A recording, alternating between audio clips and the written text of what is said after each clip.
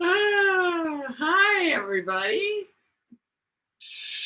Hi, how are you? We're doing good. We're doing good.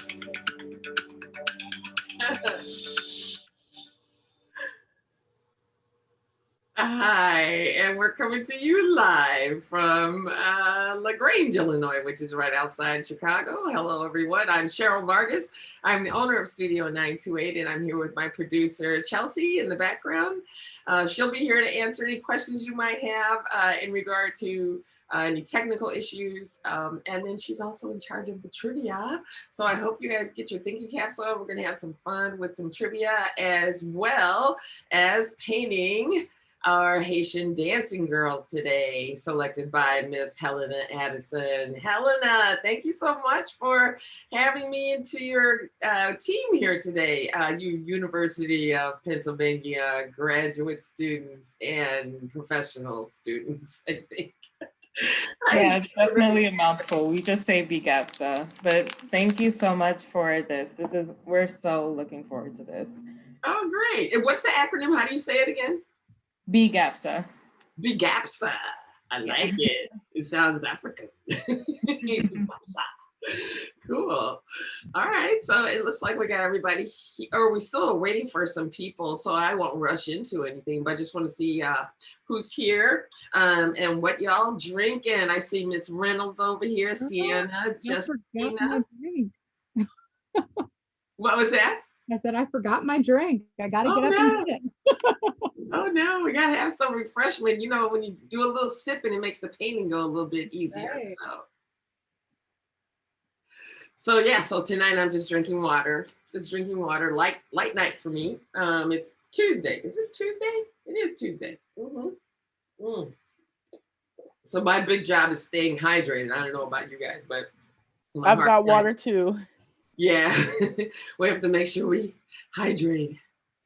Okay, so we've got, it looks like 8 people so far. So the good thing about our virtual paint parties is that we always record them so that anyone who is late or decides at the last minute they can't make it, we have the whole event recorded, so you'll be able to access it within the next 48 hours. I'll send the recording to Helena, and we'll share that with you guys. Also, please stick around to the end because we do a group picture of everyone's beautiful painting at the end. So please stick around for that. So I guess what we'll do is just go ahead. Y'all are not going to let me see you. Okay, I'm going to be talking to your names on the screen. We got to interact here. We're going to have, this trivia, and I got to see some expressions on your face when you see some of the answers. So it's really a lot of fun. I think you'll enjoy it. No judgment here. I only have to dress up because y'all would look at me funny if I didn't, be like, really? But you guys, no judgment. Just be yourselves, be comfortable, and let's have some fun. So the first thing I want to do is to say that one of the things that you're going to need right away is some water and paper towels. Okay, I got 2 containers of water because inevitably one of them is going to get all yuckied up. So make sure you have at least 1 or 2 containers of water. You want to have some paper towels. And of course, you want to have a pen or a pencil. And then the things that are in your kit. So what's in your kit is a cellophane envelope. It has your image, your reference image.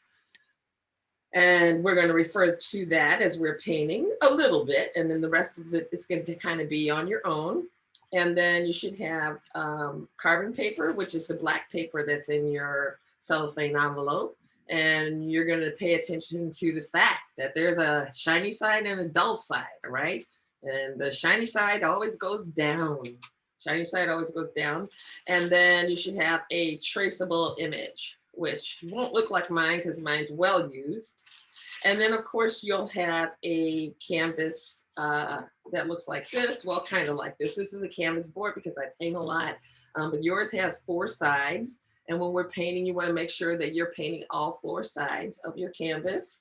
And then of course you have your Studio 928 brushes. These are art student quality brushes that you can use over and over again. Take good care of them. They can last you a long, long time. You just pop the tip off like this and then take those bad boys out. They have a plastic tip covering them to protect them. Go ahead and take that tip off. And then inside you'll find a, what I like to call a number 14 brush, which is the flat brush with the straight edge. And then you have a round number 12 brush. You can paint a million paintings with just these 2 brushes, okay? They do everything. They get into small spaces, and then they also draw straight lines and cover large areas, okay? And then you should also have a palette knife. Now your palette knife may not look like this. It may be bigger, maybe smaller. Either way, it's still okay. All right, so that's palette knife. Now I'm going to say something that I hope doesn't offend anyone. Oh, but first I'm going to say this.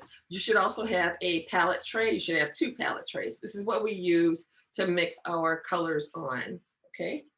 I'm going to say, because believe it or not, this has happened at least 6 times. Okay.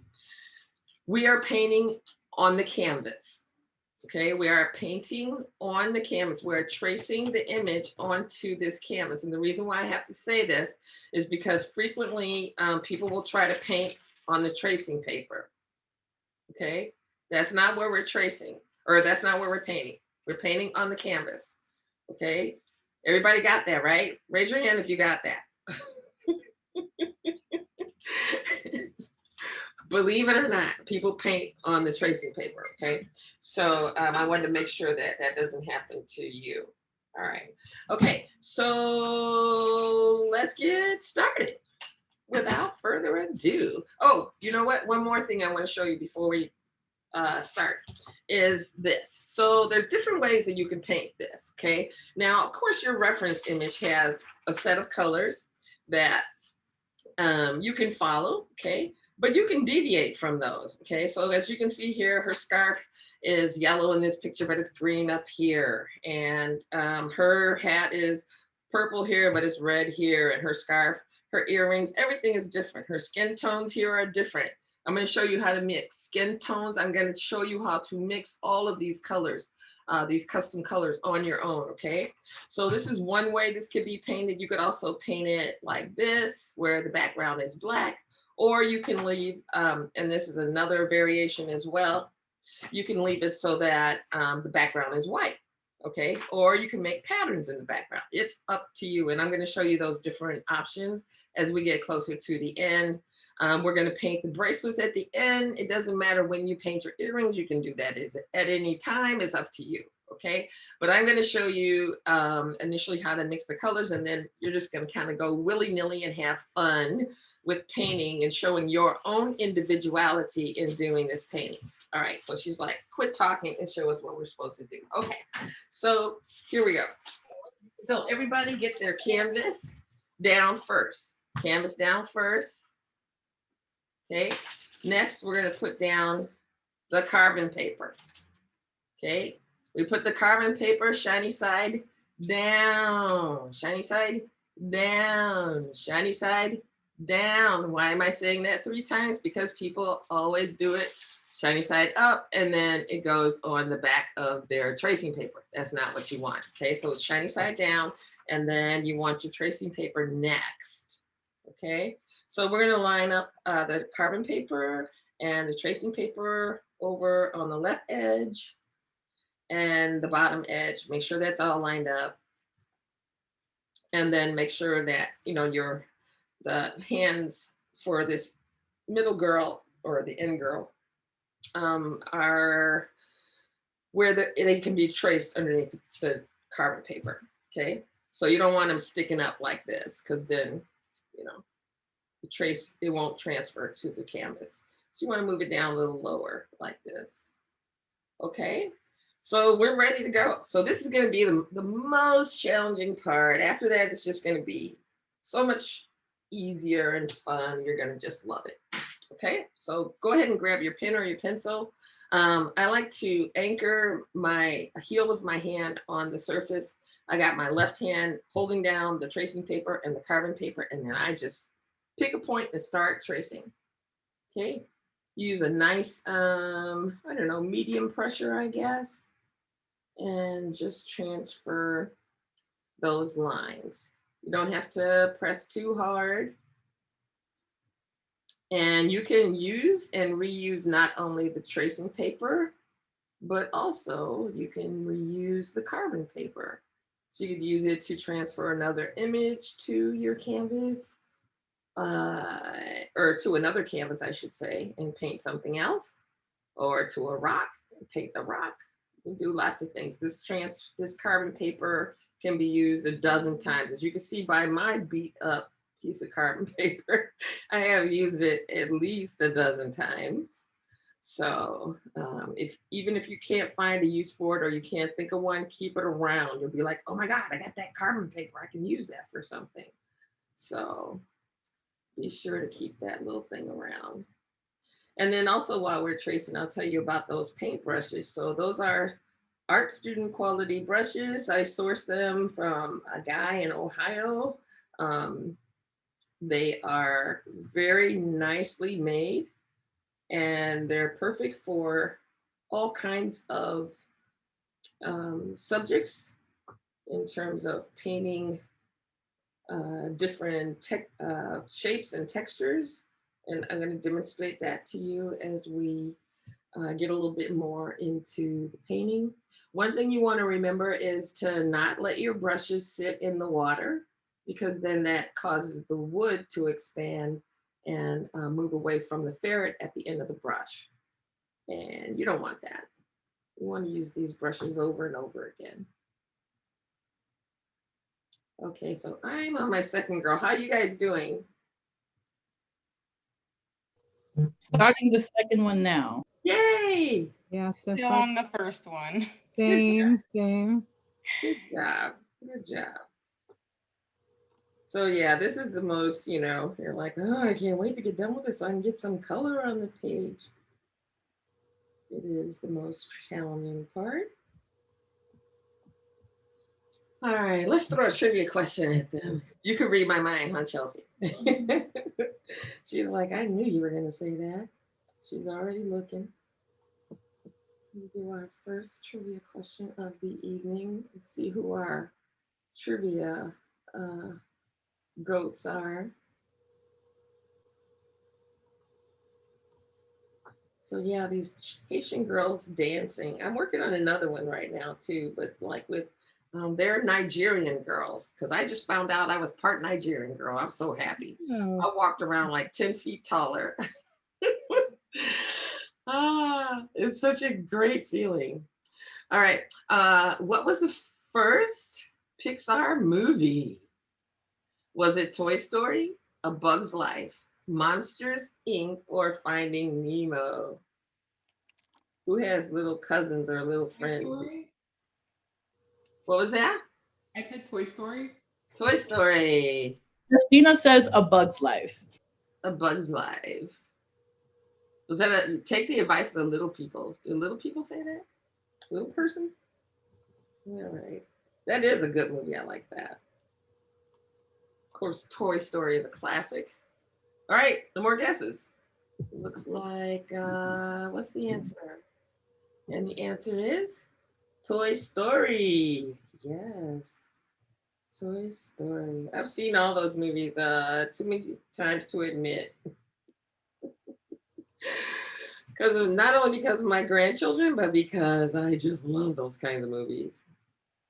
They take my mind off of sometimes the reality that we live in. Yeah. It's like after a long day, I really don't want to watch any action movie with people getting killed and stuff. It's like, no, thank you. I'll watch Toy Story. All right, so I'm moving on to my last girl here. And oh, I forgot to tell you something. So if you're tracing along all happy and everything, and all of a sudden you move the tracing paper or the carbon paper, it's not a disaster. All you have to do is just take your tracing paper, okay, and then just line up all your little girls like this. Okay, figure out where you left off. Line it all up. And then just slide your tracing or your carbon paper back in once you line everything up. Okay, just like that. And just keep going. Just keep going. Like Finding Nemo. Just keep swimming.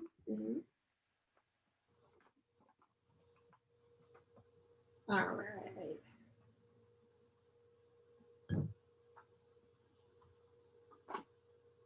So are you guys all on the East Coast, or is that just the where most people are from? Are you all over the? I'm in Birmingham, Alabama.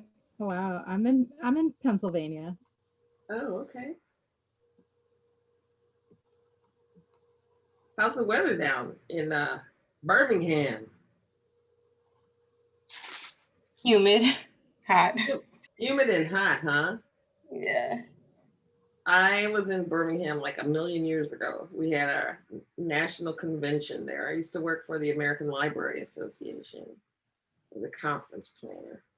And I loved Birmingham. I was really surprised. I didn't ever think I'd like any place in the South outside of Florida or Disneyland, you know.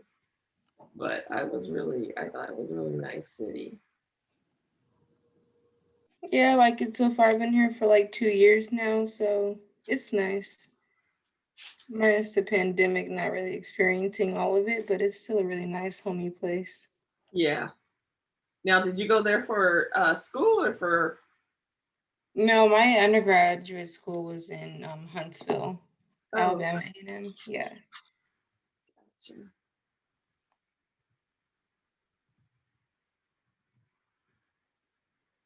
All right, so I got my last little girl here. And we're all set. Yep, I think everybody's got arms. Check and make sure your girls have all their limbs. The third girl doesn't have any feet, so don't worry about it. She's jumping so high, her feet are high up in the air, so no worries about her. But yeah, make sure everyone else has limbs. And okay, so here we go. Let's see, we got a question here. It is, whose modified version of Respect became her signature song? Oh, and let's see, was it Diana Ross, Etta James, Aretha Franklin, or Tammy Terrell? Whose modified version of Respect became her signature song? Diana Ross, Etta James, Aretha Franklin, or Tammy Terrell? We don't have any guesses? Of course, it's Miss Aretha. Okay, I'm like, wait, what?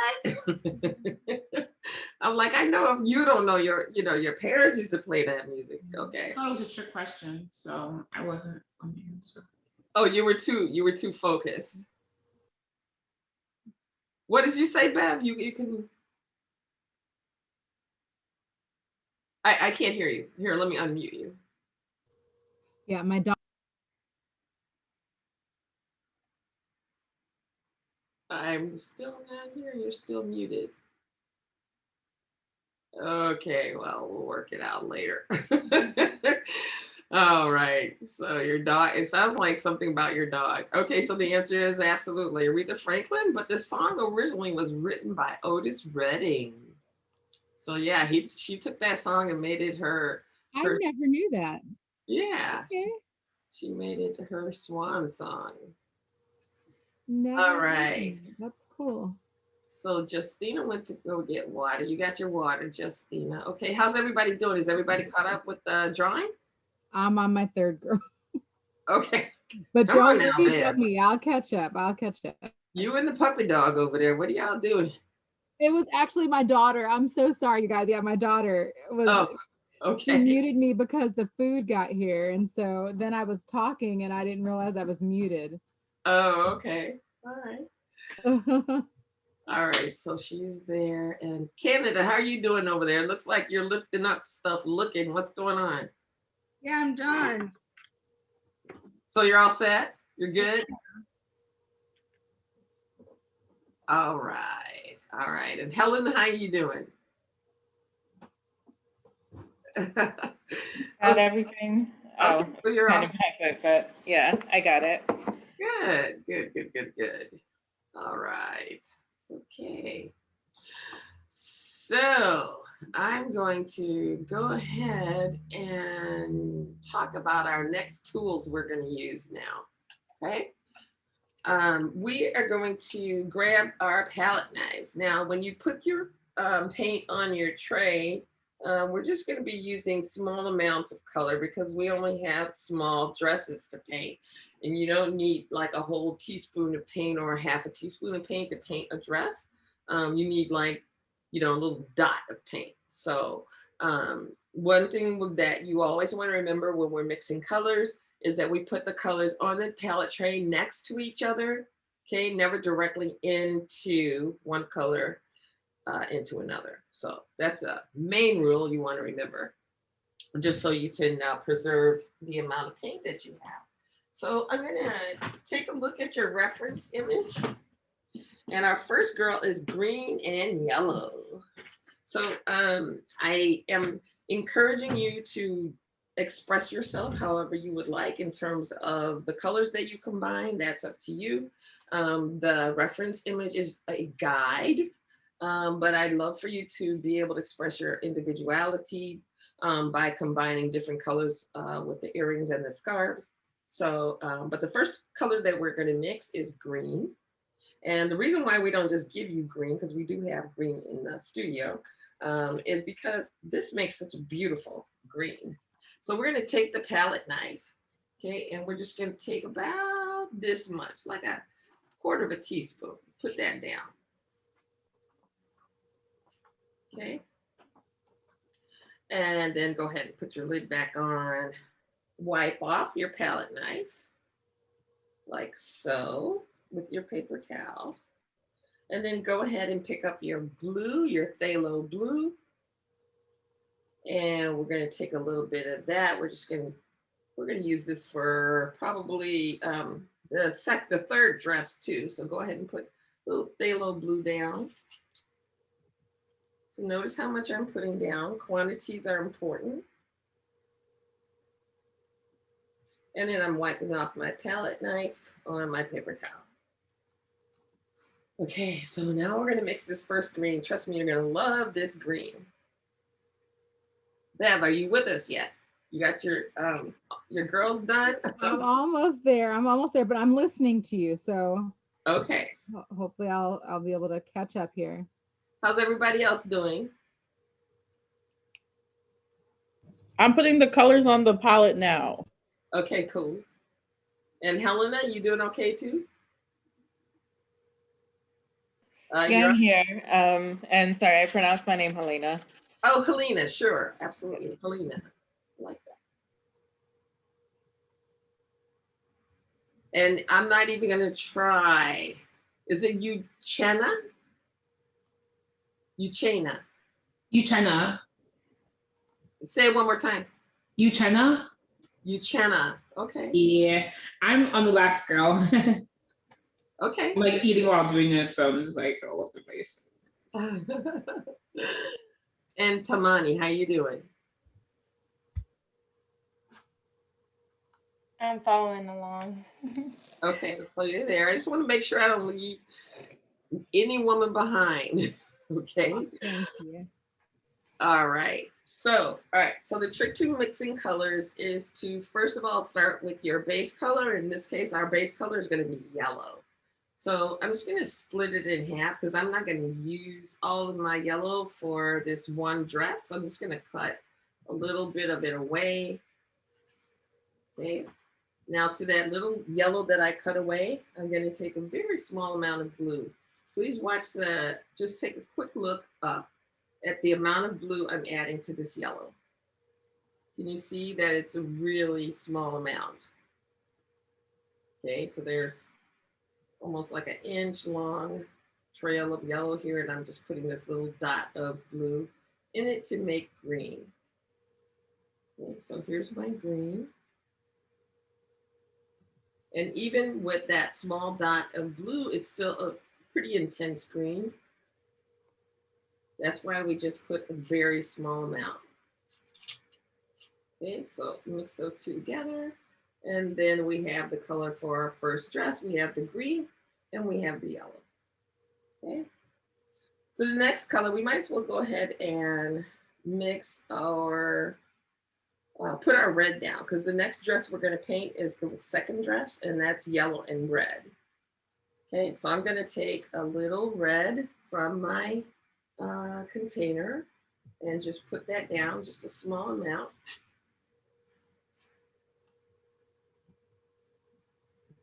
And then I'm going to wipe off my palette knife. And I'm going to take a little of my yellow that I put down here, bring it over to where my red is. And I'm just going to put a tiny bit, I'm going to take a little bit of this red from here because that's a lot. And I'm just going to add a little bit of this yellow to this red, just to lighten it up a little bit. So that's my red and yellow for the second dress. Okay, I will stop right there and make sure that everyone understands the colors that we just mixed. If you have a question, please feel free to jump on in and let me know what it is.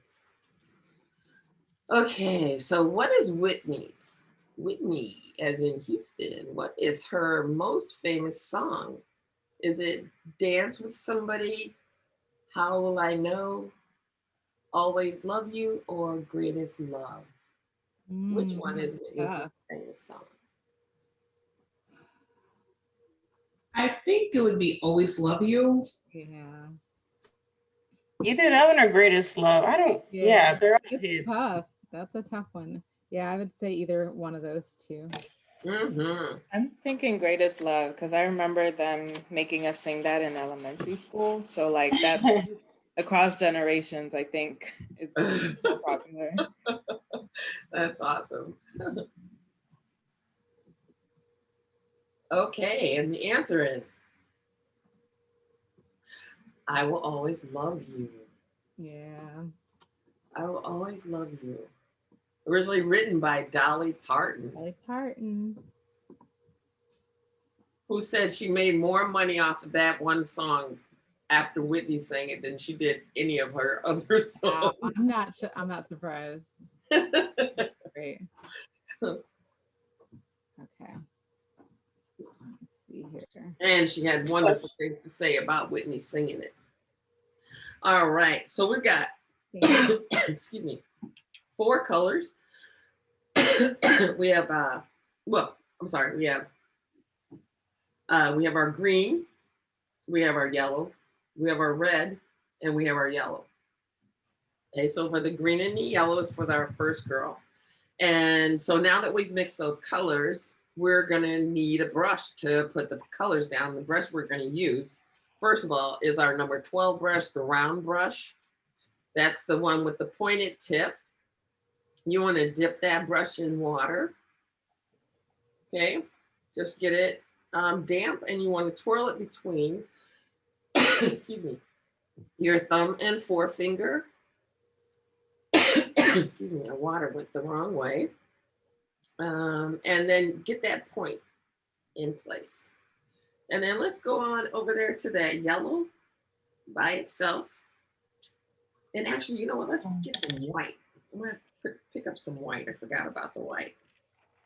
Let's take some white and mix it into that yellow. But we always remember, put that white down next to the yellow, not directly into the yellow. Just put it right next to it. And so I'm going to take about that much yellow or white and move it into that yellow to brighten it up a little bit, so it's more pastel. Okay, so now that's more like boiled eggy yellow, I guess, or lemon cream. Yeah, lemon cream. I have a good question. Yeah. So I used a pen to do the transferring, but none of it really, not none of it, but like most of it didn't quite transfer over. Do I just like, how do I go back and make sure it aligns? Did you make sure that your shiny side was down? Mm-hmm. Yeah, you maybe didn't apply enough pressure. I would say, so what you'll need to do is just line up, take your tracing paper and line it up on top of what you've already, the few lines that did transfer, and then just stick your carbon paper under there again, and then just use more pressure. I have a question kind of similar to that. How dark should the tracing be? Because mine like transfer, but it's like really light. It's okay, as long as you can see it. Okay. Yeah, as long as you can see it, it's fine. Because we're just gonna paint right over it anyway. So if it's light and you can barely see it, but you can see it, that's okay, because we're just gonna cover it up. It's not gonna be a part of the painting at all. It's just a guide for you. Okay, so I'm gonna go ahead and pick up my yellow. And I'm gonna start, and when you pick up your paint, you want just the tip of your brush loaded, and you want to roll your brush between your thumb and forefinger so you maintain the point on the end of your brush. Okay, you want to roll it in the paint. You want to roll it so it stays with a pointed tip on the end. And also when you're painting, you don't want the tip of your brush to change its shape. It needs to stay that way in order for you to keep in the lines that you've drawn, okay? If you press down real hard and your brush starts doing this, of course you're gonna go out of the line and you're not gonna be able to control your paint. So don't do this and try to push the paint out of your brush. You need to, and you don't want your brush frayed like this. So you wanna make sure you've got enough water in your brush. That's too much. You can just kind of twirl that out if you put too much water in. And then go back, load up your brush, just the tip. Incorporate that water really well into your paint. Okay, and then use the tip, just the very tip of that brush, and start laying down that color. You start on the left-hand side, or you can start on the right-hand side, up to you. And then I'm just gonna leave that yellow on my brush and go ahead and pick up green. And then just kind of merge those two colors together.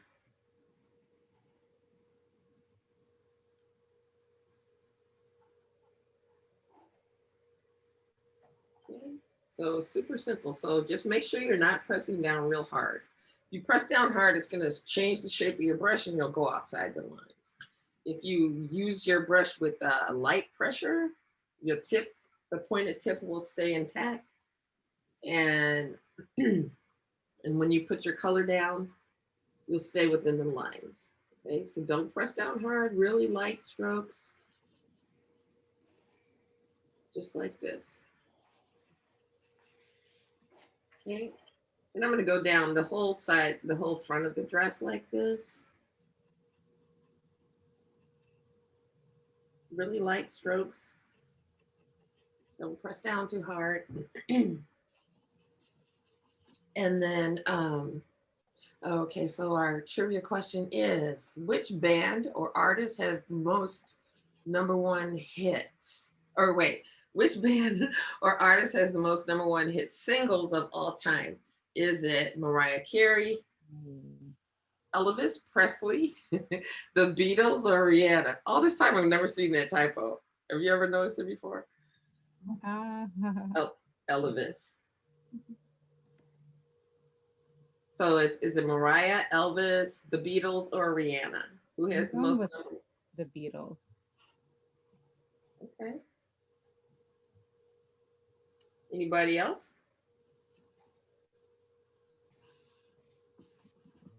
Nope. Okay. Must be a consensus. All right. Let's see what the answer is. Yep.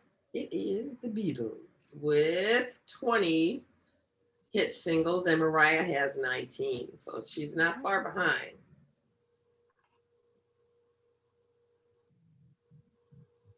All right, so I'm using this 12 brush, real light strokes. If your brush changes shape on you while you're painting, and if you're having any trouble getting the paint out of your brush, like if you have to push down harder to get the paint out of your brush, that means you don't have enough water in your paint mixture. So go ahead and add some water, and then take that wet brush and incorporate it into the paint that you were using.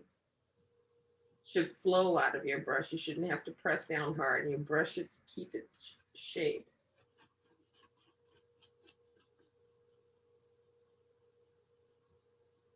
Yeah, thank you for putting that on the screen, Chelsea. One of our quick tips is add a little water to your brush to improve spreadability. You shouldn't have to force the paint out of your brush. It should just flow. Okay, that's one girl down. Wow, you are fast. One girl down, 3 to go. And of course, we're just gonna go pick up that yellow that we were using. You can add maybe just a teeny tiny bit of red to that yellow if you want, just to give it a little tint. And when I say teeny tiny, we're working in really small quantities because we're painting in a really small space. So when I say just add a little bit of yellow or red to the yellow, you can see that it's just a tiny bit of a tint. Okay, so if we have the palette on the screen right now, you can see what I mean. So instead of it being this lemony yellow, now it's more of a reddish yellow. So I'm going to take that and go down the front of the next girl's dress. And I can use the very tip of my brush to get into tiny little spaces. You want to use like just barely touch the canvas and use the last 2 hairs on the tip of the brush, just really light strokes. Don't worry about if you go a little bit outside of the lines, especially if you're going to paint your background black. So you should probably start thinking about that right now. The reason why I say that is because if you decide to paint your background black, of course, if you go a little bit outside the lines, that's fine because you're just going to paint. You'll be able to correct them. But if you're going to do a white background with a pattern or something like that, then yeah, you want to stay, excuse me, as close as you can to the lines. Okay, so I picked up some red, and I'm just going to try to merge those 2 colors together. For now, I'm just going to lay them down. So here I'm working in a larger area, so it's kind of okay to push the paint out of my brush. It's only when you're in a smaller work area that you don't want to force the paint out. So I'm just gonna rub these 2 colors together so they blend. Just kind of blur that line. Okay, so let's talk about cookies. What is the #1 cookie in the US? Is it Chips Ahoy, Milano, Girl Scout Thin Mints, or Oreos? Girl Scouts? Oreo? I'm going with Oreos. Definitely got some opinions on that. Your go-to cookie. All right. Is that it? So Oreos. Yes, those Oreos. I like those chocolate cookies. Thin Mints, though, I'm sorry, those are actually my favorite. Nothing beats a Thin Mint. Especially we keep them in the freezer because that's the best way to have them. I think anyway. All right, so just when you get around those little shoulder areas, when you have to get into those little straps, definitely want to just be using the last 2 hairs on the tip of this round brush, just barely touching the canvas. so that you get into those small spaces, even if you just have to tap like this, like little dots of color to fit into those small spaces. Can we do a side view so they can see how I'm? Okay, good shot, good shot. So yeah, so just like with just the tip of the brush, just kind of tap that color in when you're getting to these little small areas. And then you'll make sure you stay within the area that you need to stay in.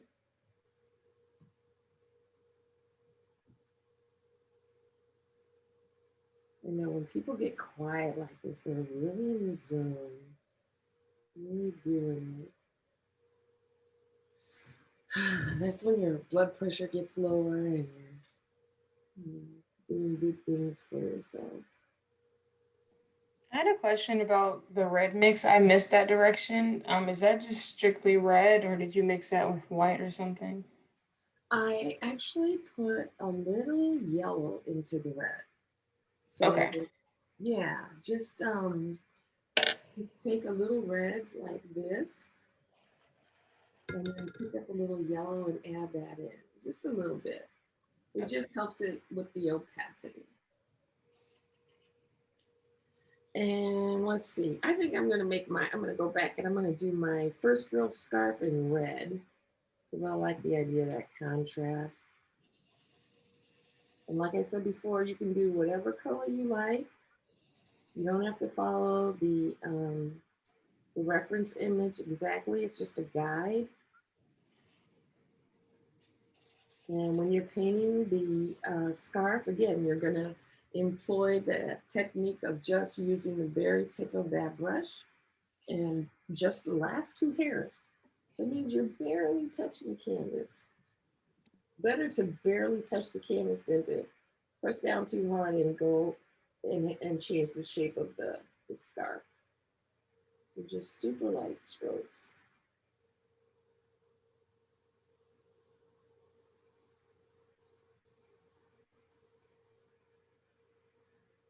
We had a girl one time when we played because she did a leopard print. The girl's dress. I was like, wow, that was pretty cool. So yeah, you can express yourself however you like. Okay, so, and I think I'm gonna go back. I don't always do this, but I'm gonna go ahead and I just feel red earrings for her. I'm a green girl. I'm giving her red earrings. You can do whatever color you like.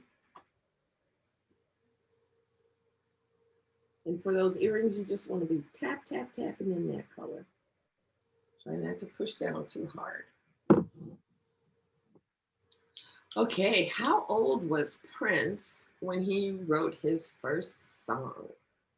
Was he 7, 9, 13, or 15? How old was Prince when he wrote his first song? 13. Okay, to minus that 15. 13. Oh, you said 13. Okay.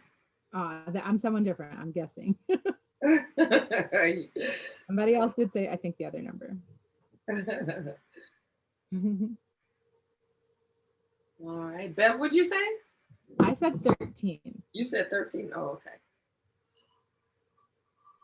Let's see what it was.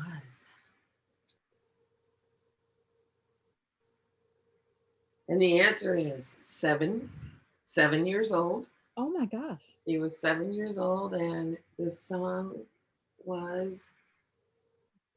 Oh, okay. I'm looking at Chelsea. Chelsea's like, I don't know. That was Mads who told us last time. But yeah, he was quite the prodigy.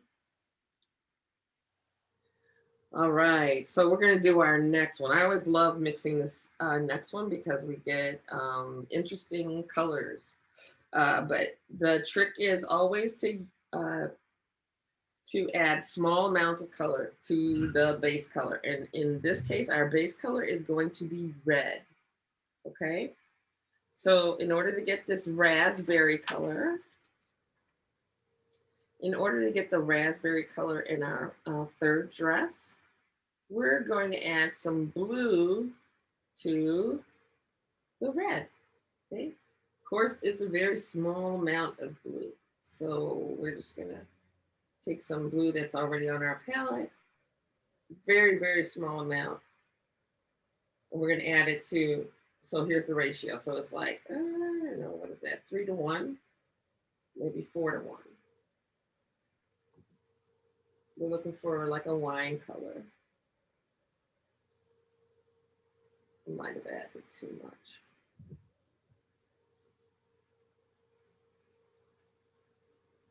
So I'm gonna wipe off my knife and add a little bit more red to that because I got a little happy with my blue. That's why we start with a really small amount of the toning color. I just made that up. It's not toning color. So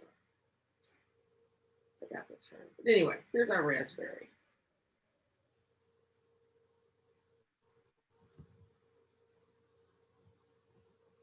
Okay. There's our raspberry. And to the raspberry, you guys with me? So to make a raspberry color, we took red. We took red, so like 4 parts red to like a half a part blue. I'm sorry, half a part blue to 4 parts red to get raspberry. Okay. Speaking of raspberry,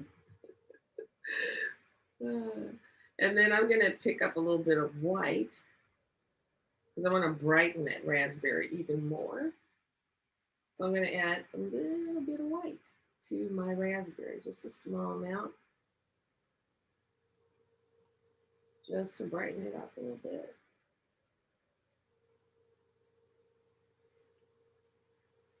And actually, I think I'll hit it one more time with white. You can control the color that you get, and it doesn't have to be exactly like mine, just as long as it's a color you like. So there's my raspberry.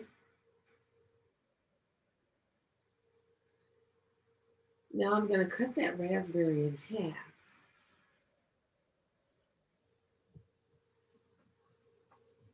And I'm going to add some more blue to it.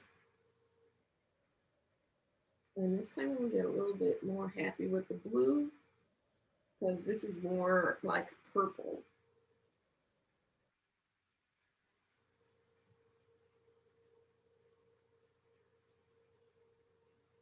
So just add a little bit of blue at a time.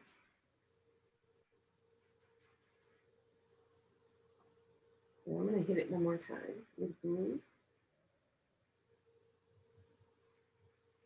So yeah, so when you're mixing colors, the trick is to just do it a little bit at a time. Even if it takes you longer, it's better that it takes you longer to get the color you want than it does for you to ruin it by adding too much at once. So just take your time mixing that color. Okay, now that I've got that kind of purpley color, I'm going to actually hit it one more time. Bluish purpley color, I'm going to go ahead and add some white to that.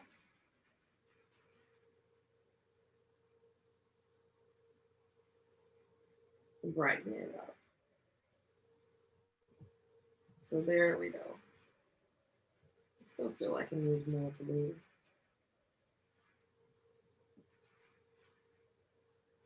But I'll leave it there for now.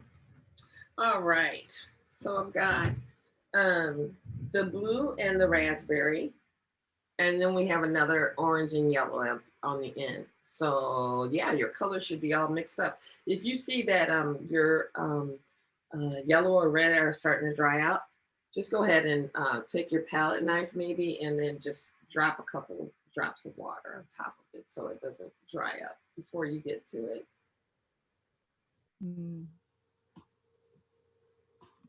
Okay. Right. So I'm going to go ahead and I'm going to pick up my number 14 brush for this dress because it's a lot of straight lines. So the 14 brush is good for making straight lines because it's got a nice straight edge on it and you just wet it thoroughly, and then just kind of wipe it on the sides so you get like a chiseled point on the end. And I'm going to go ahead and pick up some of my raspberry.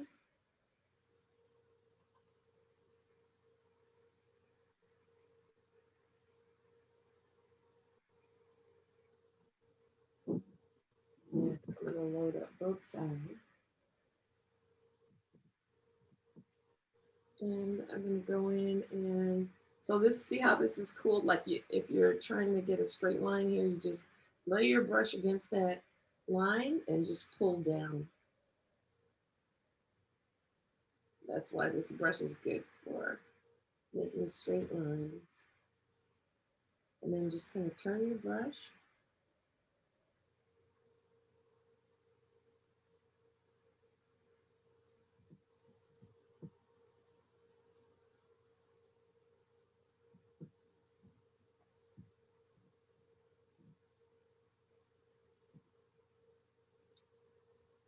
Oh, and the cool thing about painting on a flat surface like this is that you can just rotate your canvas to a comfortable angle for you.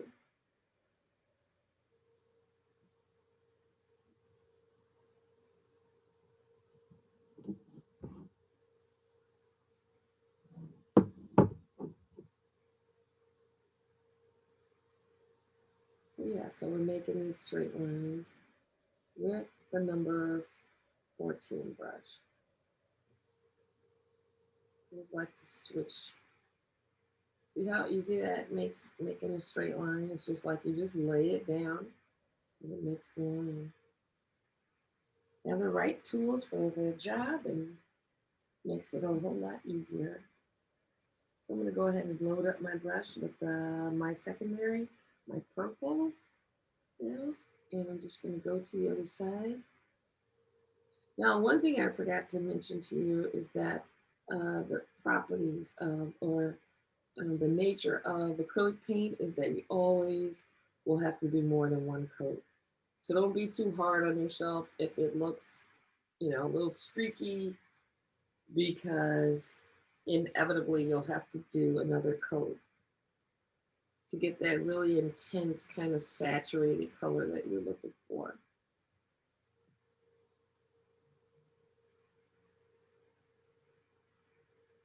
So you can see how the 14 brush helps us make those straight lines so easy.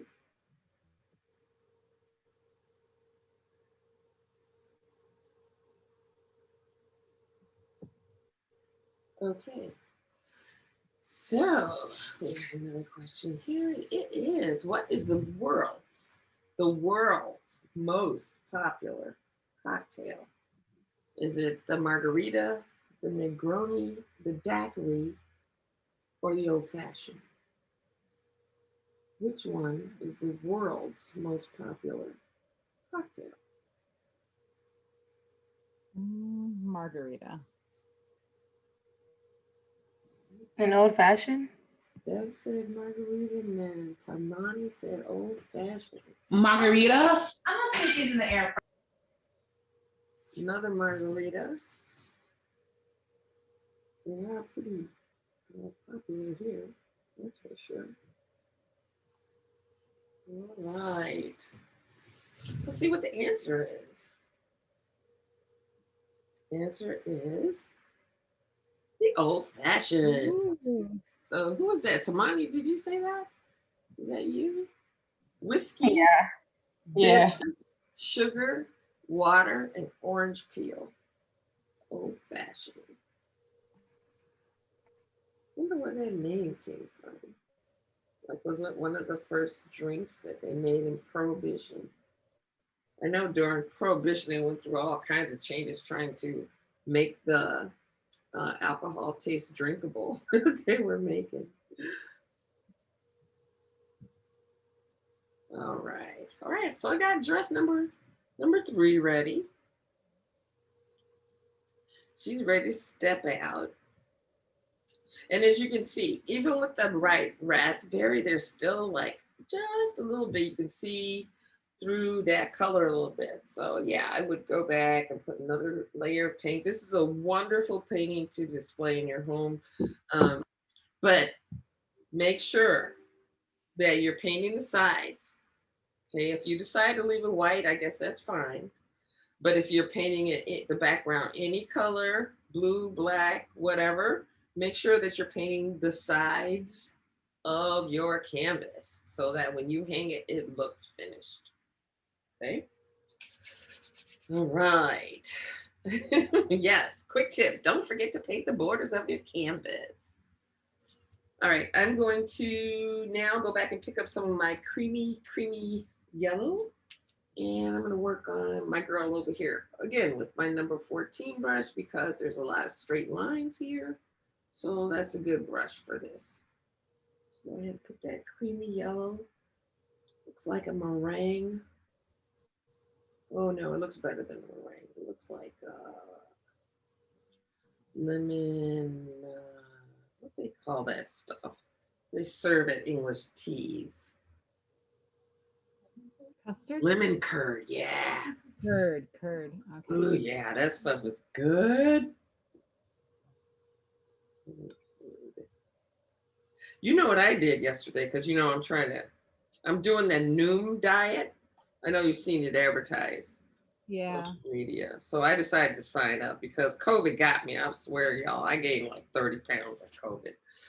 So I started, eating the way I used to eat and exercising at where I used to exercise because I couldn't exercise for a year at the gym. So, but anyway, I found I was having something and I made a dessert out of avocado, lemon, and honey. Delicious. Delicious. No preservatives, totally natural and delicious. Okay. It's like a little Lemon and- sauce, you know? And did you just eat it like a pudding? Is that... Oh, I forgot to tell you the other part. So so I got this chunk of bread pudding that my local panaderia makes, and it's like this big. So I cut like a fifth of it, and so that counts as X amount of calories. And so I made the sauce for it with the avocado and honey. Gotcha. It was so good though, so good. And a little Sounds yogurt. I found out that using Greek yogurt is wonderful substitute for sour cream. Oh yeah. Yeah. Or making cream sauces like for salad dressing. Like I usually like a creamy salad dressing. So instead of using that now, I just use Greek yogurt. Yeah, we tend to use Greek yogurt on our baked potatoes and things like that. Yeah. As well, instead of the sour cream. And if you like sweet potatoes, like baked sweet potatoes, yeah, if you mix that Greek yogurt with just a little bit of maple syrup and put that on top of your baked sweet potato with a sprinkle of nutmeg, that's a really good. Ooh. Okay. Yeah, that's really good too. I'm gonna have to try that real soon, like tonight.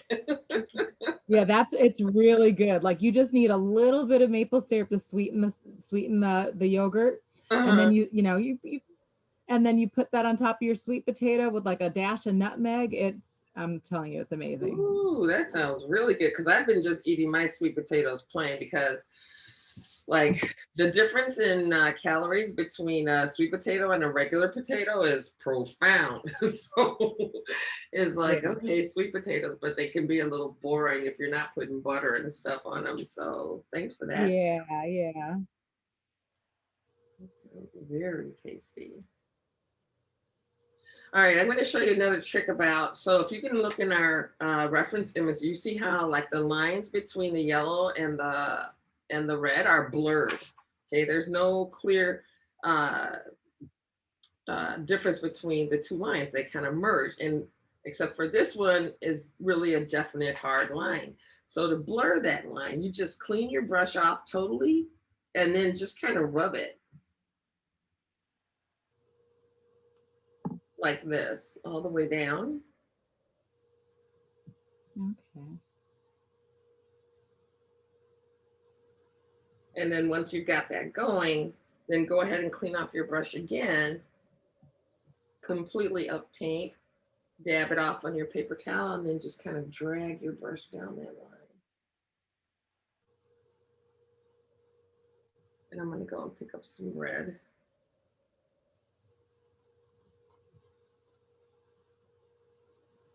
Oh, I went outside my line. So I'll show you how to erase with your paintbrush too. I just made a boo-boo. I'll show you how to erase it.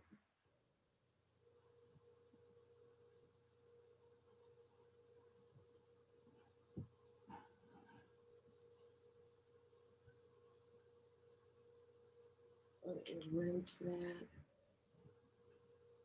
And then do that again.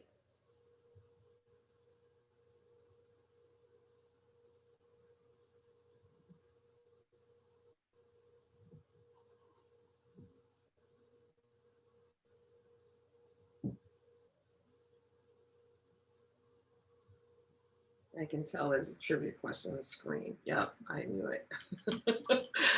Okay, so I rinsed off my brush and then now I'm just gonna make sure it's 100% clean and now I'm gonna go and erase the boo-boo I just made. So you could clean that 14 brush completely, dab it off on your paper towel and then just kind of wipe that line away or that boo-boo, just kind of wipe it away. And then I'll do the background so that you guys can see how I'll do a different background this time because I always do either a black or the combination white one. So I'll do one a little bit different this time. So, okay. I'm going to pick up my 14 brush and I'm going to give her a blue scarf, I think, with a little white mixed in. Okay, so the question is, who recorded You Are the Sunshine of My Life in 1972? Was it Stevie Wonder, The Temptations, Ray Charles, or Marvin Gaye? What song? I'm thinking The Temptations. Who recorded You Are the I'm gonna say Sunshine of My Life in 1972? Stevie Wonder, The Temptations, Ray Charles, or Marvin Gaye? Stevie Wonder. That was Beverly. Beverly said Stevie Wonder. Somebody said The Temptations. Anybody else? Anybody agree or disagree with the current choices? I'm gonna go with Stevie. Stevie. Stevie. Stevie. All right, that's 3 for Stevie, 1 for The Temptations, and the answer is it's Stevie. And the song was inspired by Ray Charles. No.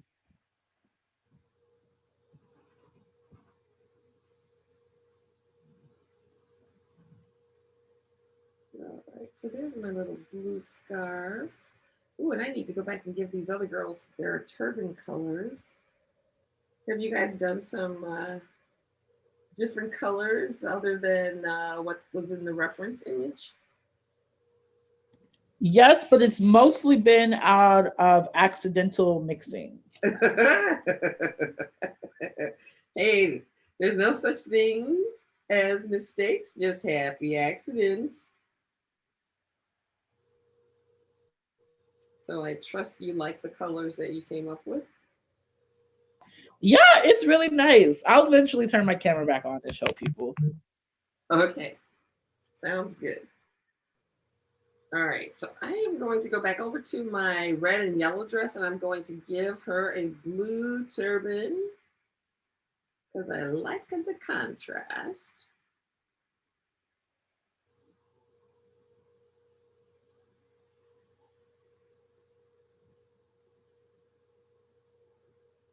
And then I think I'm gonna go and pick up some just dark blue and then put the swirl back in there. Dark blue swirl.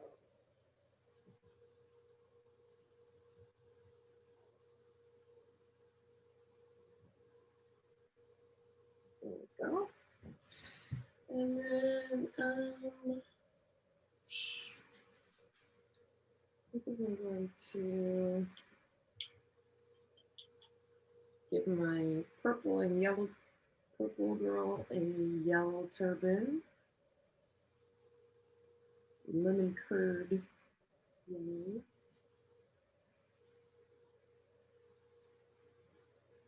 And then our next fun thing that we're about to do is mix skin tones, and from this point on in your life, you will always know how to mix skin tones.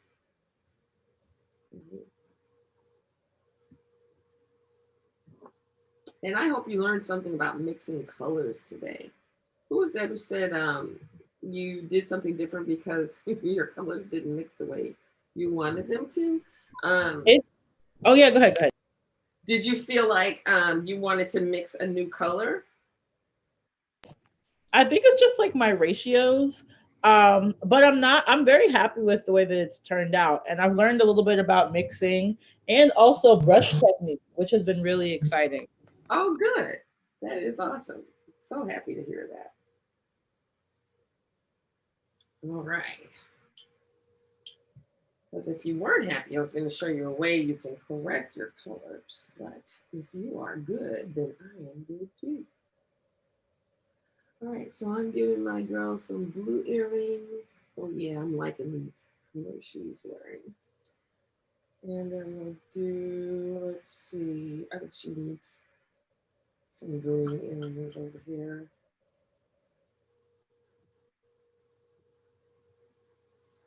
Okay, so which university did Michelle Obama graduate from? Undergrad, Harvard, Princeton, Yale, or NYU? Princeton. Princeton. Princeton, two Princetons. Well, I think it was Princeton. Tamani, did you get the red directions? I just saw your question in the chat. You did? Oh, okay. Yeah, I did. Thank you. Okay, sorry about that. Okay. Princeton, so we got two Princeton guesses. Anybody else?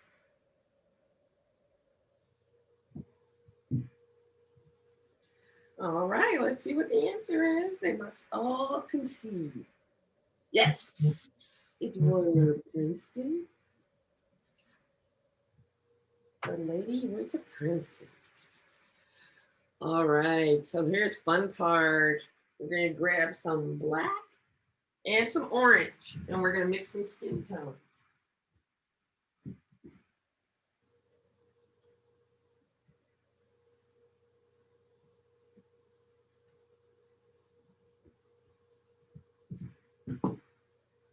And let me just take a, I want to check in with everybody before I move on to that.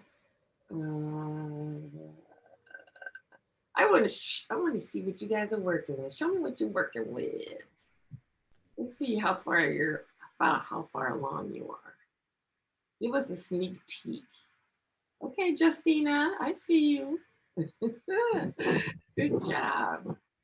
Not very far yet. Not very far yet. Oh, okay. She's still working on number one. All right. That's okay. The greens are great though. Oh, look at that. Oh, she did Thank you. pastel. I love it. I'm struggling. Oh yeah. I got one person. Okay. It's coming. Coming along. I like your contrast there. Good job.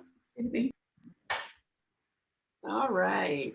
So I will let's see.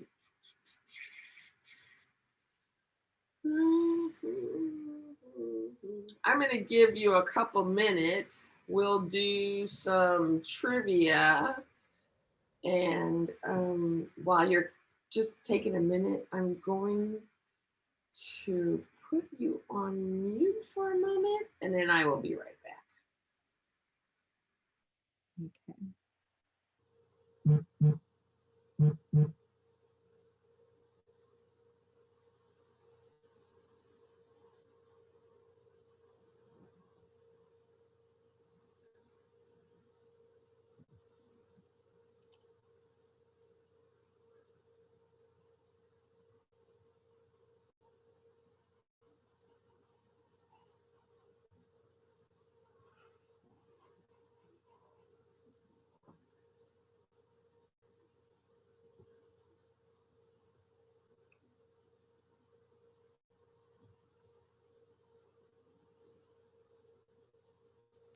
When you return from mute, I have a question.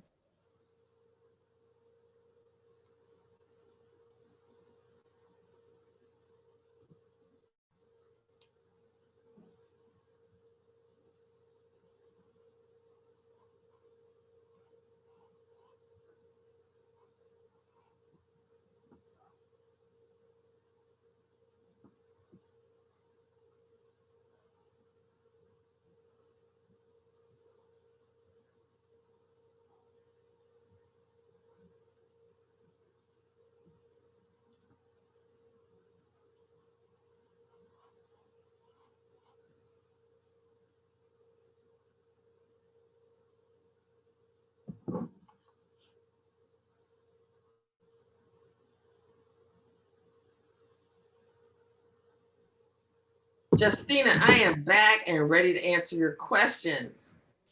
Okay, I wanted to know, do you have any kind of like online library of videos? My boyfriend's playing video games, and I was like, oh, if you could like, if we bought the sets together and we could do something online, would you follow? And he's like, yeah, but like maybe not live. So I was just wondering what other services you offered. Yeah, we do that as a matter of fact. I can send you a link with all of the images, and yeah, we ship them out all across the country. So absolutely. You could do it together on your own time. You can stop and pause whenever you need to, which is always nice. So yeah, we will make a note and reach out to you if that's what you like.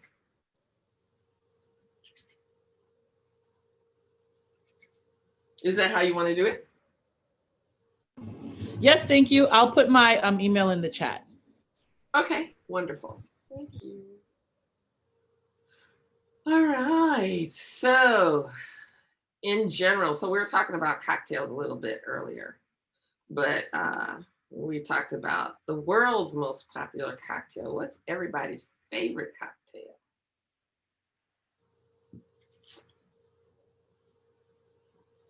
I'll start. Mine is mojito, which are really hard to find well made, unless you make Mine them. too. Really? Mhm. It is a wonderful drink. Have you been to Cuba by any chance? I haven't. No? Not Oh, yet. okay. Not yet, at least. Because that's mojito heaven over there. Okay. Yeah, I remember the first time I had a mojito, I was like, really, what is this? Yeah, but it wasn't made correctly. But a restaurant called Columbia, they're a chain.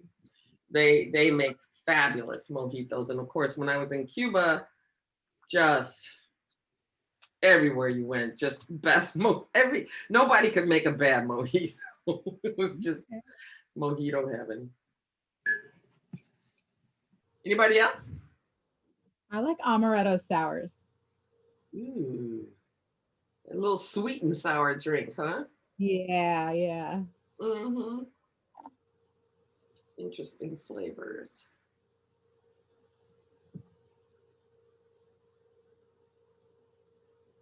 All right. So I'm gonna go ahead and give you these instructions, okay? You guys have the instructions for the dresses, and this is not gonna be hard. You're gonna be amazed at how easy this is, okay? So I want you to grab your palette knives again. Or you can just stop for a sec, keep doing what you're doing and watch me. So what we're gonna do is pick up a color we haven't used yet, and that is orange. I'm taking my palette knife, I'm putting a little orange down on my tray. Okay, that ought to do it for everybody's skin. This is gonna be the skin for everybody's arms and legs, and the couple of faces, the 3 faces that we have. I'm gonna go ahead and wipe my palette knife off again. And I'm gonna pick up my black paint container. And I'm gonna put some black to the side. Okay, we always put the color next to the other color. Is that in view? Oh, okay. Okay, all right. Producer said you gotta move your paint palette over here. All right, fine. All right. So, okay, we got orange and we've got black, right? We're gonna just cut this in half because we don't need a whole lot. Just gonna cut these in half. Okay. Now I'm gonna pick up some black. Now we're gonna pick up about that much. Before you do that, can you zoom in on this?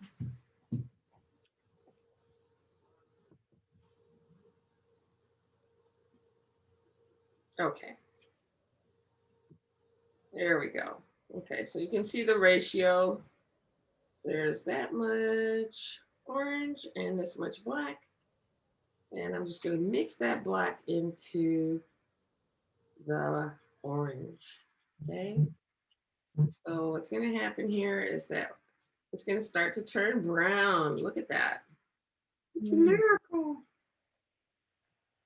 Orange and black will make brown. Now, of course, you could do this the long way. So the long way to do this would be to take red and yellow to make orange and then add black to that. But why go through all that when you already have orange, right? So I'm going to add a little bit more black to this because I want more of a chocolatey brown and less orangey brown. This is like that bad makeup that you get bad makeup. It's too orange and not enough brown. Just means it needs to have either some more blue or some more black in it. So we're going to get chocolate brown right here. See this? It's a miracle.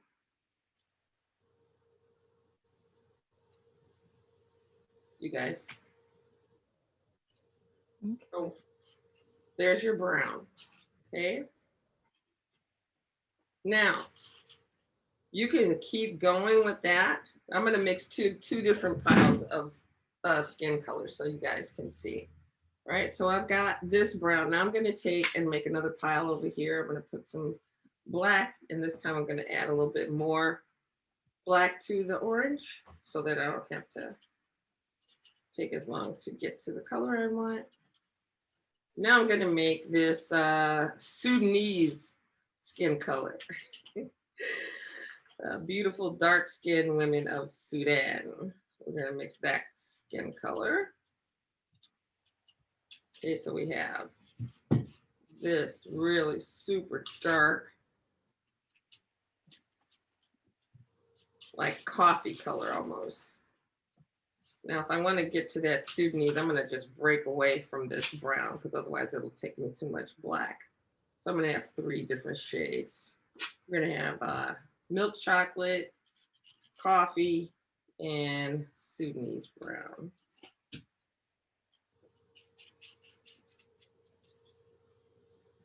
Really dark. Nice. Thank you. Are we back on over there? Yeah. Okay, cool. Let me put it over here. You guys see this a little bit better.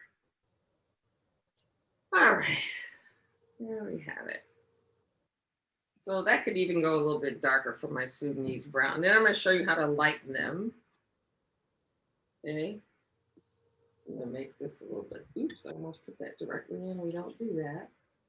I'm adding some more black to my. Okay, thank you. The other way. Tell me what you want me to do. Okay, thank you. All right. Now, if you want to lighten either of these colors, guess what you add to them? You can add white. Of course, we're going to add that to the side. And you can add some yellow. But we add that to the side. I'm trying to move this so it's, there we go. Okay. So now I'm going to take the lightest brown and add some yellow to it. And then I'm going to pick up some white and add that. And then we'll get this like cafe au lait, lighter color. But as you can see, you can go lighter with it. You're a light skin girl, coffee color girl, Sudanese color girl, or you could do plain black. Okay. Now, if you do plain black, of course, you can't paint your background black, otherwise her arms will disappear. Okay, so keep that in mind if you want to do a silhouette black. Actually, I've never done that before. I think I'm going to try that this time. We're going to try that. But the other thing I want to show you is this. When we get to the point where we're doing backgrounds, there's a couple different choices you have. Okay, so one thing that I haven't showed you yet is with your number 12 brush, which is a pointed, your pointed brush, you want to roll your paintbrush in that color to get a nice tip. And then I always like these little circle-like patterns like this, a really light touch. You can do different patterns like that here and there.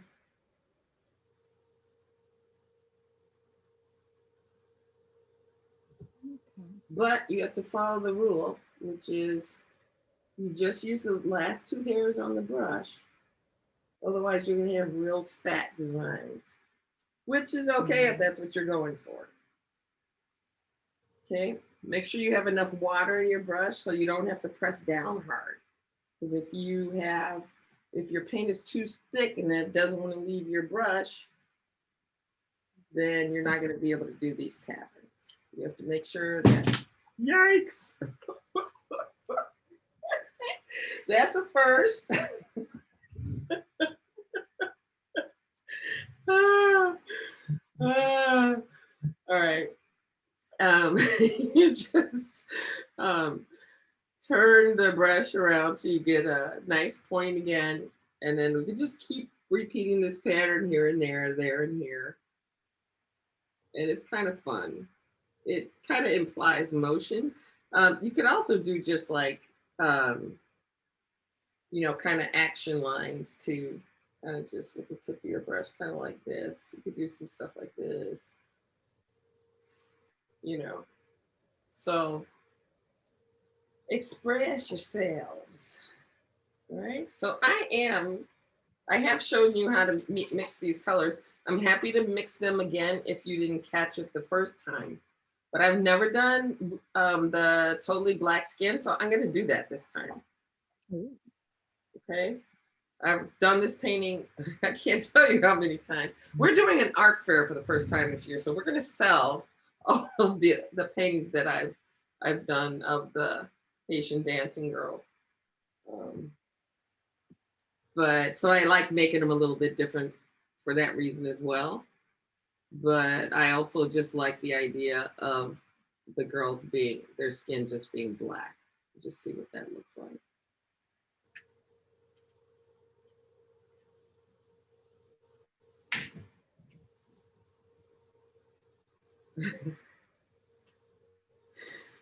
Oh, Chelsea.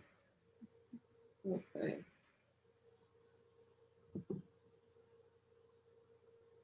So yeah, I just kind of started in the middle. That was weird, right?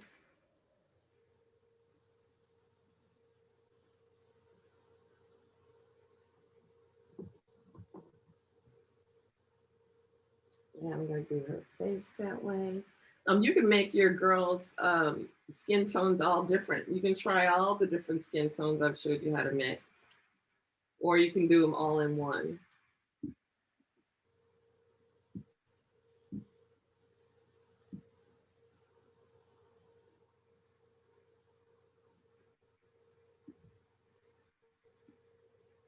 And again, you'll only have success with painting the limbs and the faces if you use your 12 brush correctly. And again, we just use those last two hairs on the tip of this brush, and we just really light pressure so that the brush, the fibers in the brush don't spread out. They just stay intact. They stay pointed. They stay together.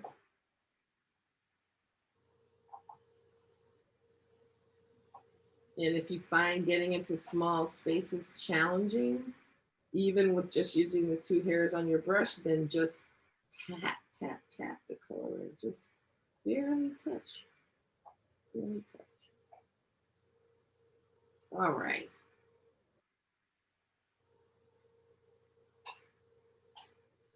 Okay, Miss Chelsea. Which female rapper has 6 platinum albums? Is it Cardi B, Missy Elliott, Nicki Minaj, or Megan Thee Stallion? Nikki. There's a Nicki for ya. And Chelsea, I just want to make sure you've got down Justine's email. Okay. 6 platinum. Mm-hmm. Misty. Let's go with Missy. I don't know if she does or not. You went with Missy, okay? Who's that? I'm rooting for Missy. That had to be Bev. No, it wasn't Bev. It was Tamani. Okay.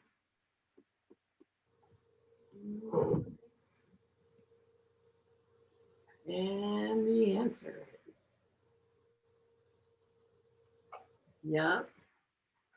Missy. Hey.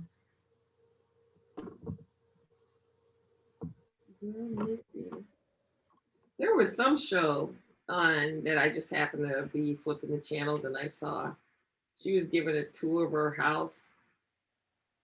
Nice house. Oh, wow. Platinum album.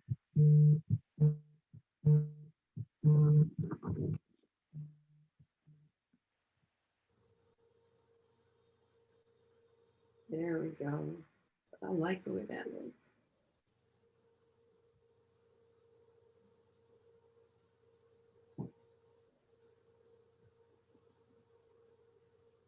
That's pretty cool. All right, what we got next, Shells?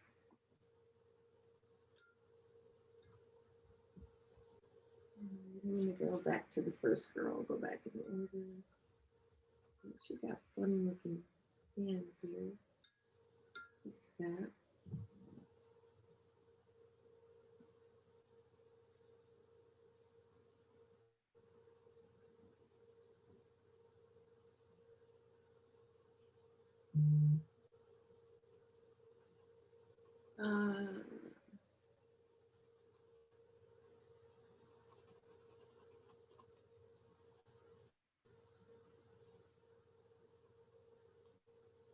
All right, I'm trying to focus on not going outside of the lines here. Not that much leeway.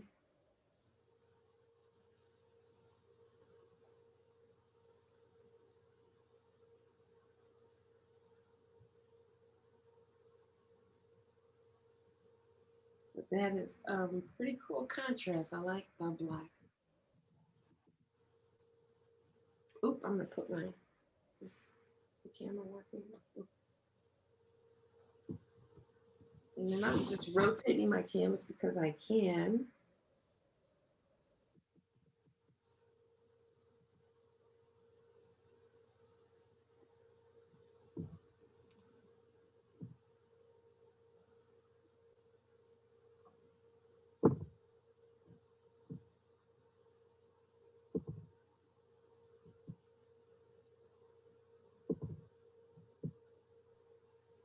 Okay, so vermilion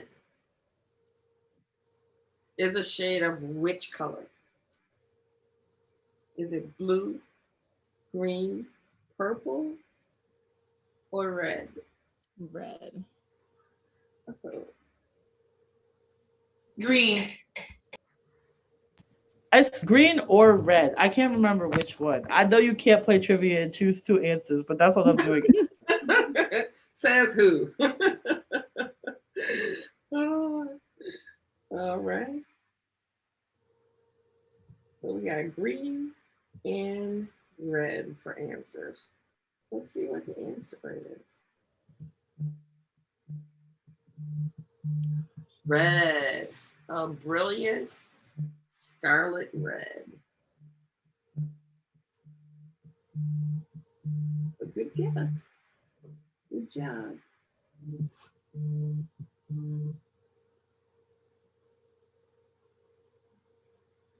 All right.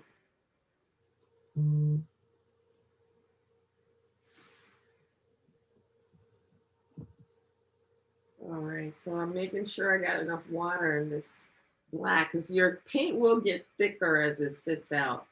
So the most important thing to remember as you add water to your paint is make sure that the water gets incorporated into the paint. Like you have to mix it in with the tip of your brush, just like if you were adding an egg to a cake batter. You have to make sure it gets incorporated. Because if you don't, and you just add the water and then just kind of, you know, move your paintbrush around in it, you'll get too much water and then you'll put your brush on your canvas and you'll be able to see through your paint. And so you'll wind up having to do it over again. So just make sure that you incorporate your water well into your paint.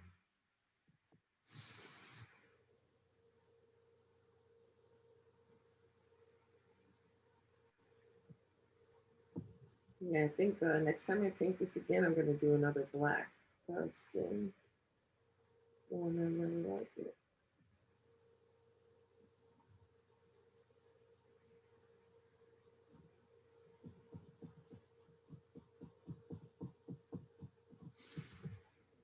Yeah, that contrast just pops, pops, pops, pops. So here's a trick for the slit. And when you get to the slit, you're going to find that that's another space where you have to be really careful with the brush, right? So you want to make sure you've got your paint on the tip of your brush. You want to twirl it so you get that nice point back.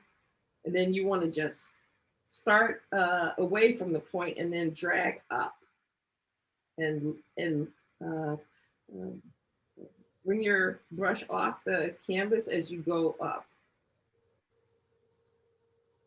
Really light pressure.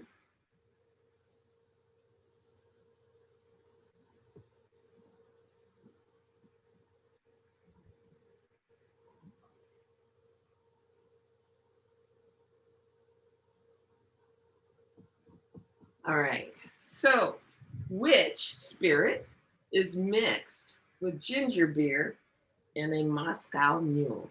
Is it tequila, gin, vodka, or brandy? Oh. Which liquor is used to Vodka. make a Moscow mule? Okay, here's a guess for you. Vodka.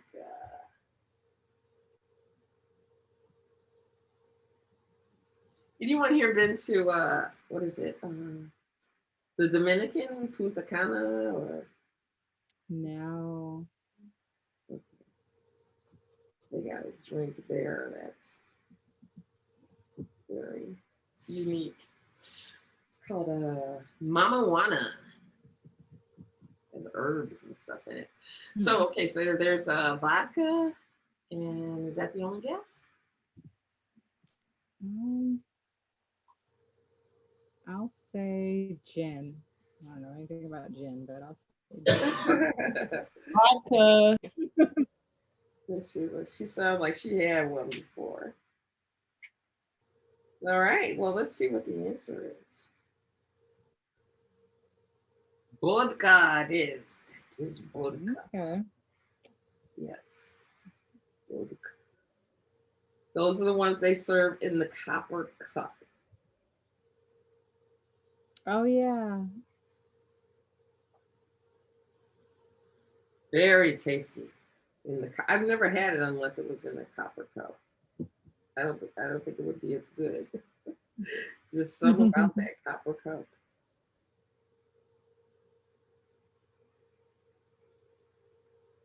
All right.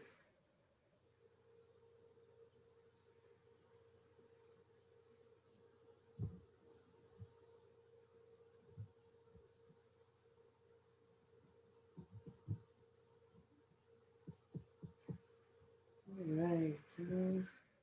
How you guys doing? Checking in with you again. Some of the arms and feet are a little bit chunky, but it looks like what it's supposed to. Okay, good. Hey, they had, rough trip before they started dancing. Got a little swollen.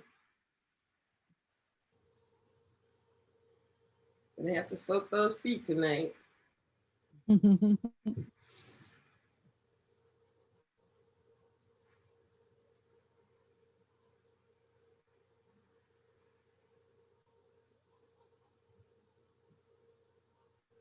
Yeah, just take your time with that.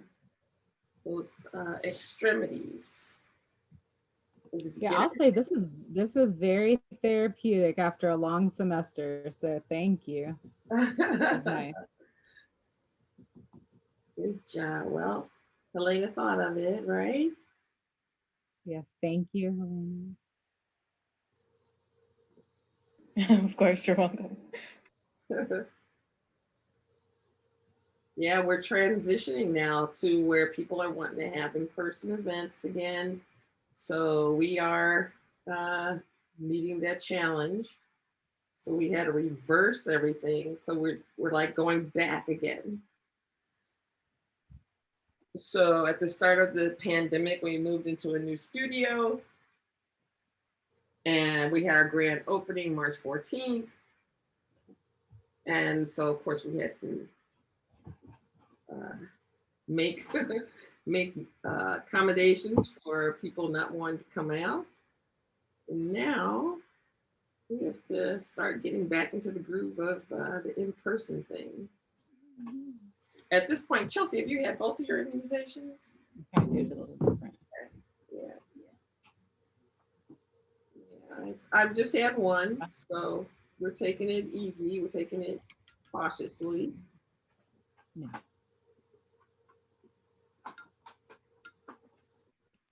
Do you think y'all will still do virtual parties, virtual paint parties? Yes. As a matter of fact, we were just talking about it today. The marketing has to change a little bit because before we were doing virtual parties for the sake of safety. Now we're doing virtual parties to bring people together, just to bring people together who are, families who are far apart, team members who are far apart who can't, get together, that kind of thing. We just have to change our marketing.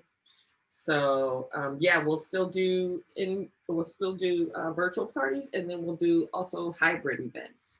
So we'll have a paint party uh, in person, but then we'll also have uh, a virtual component, so people Oh, can that's nice.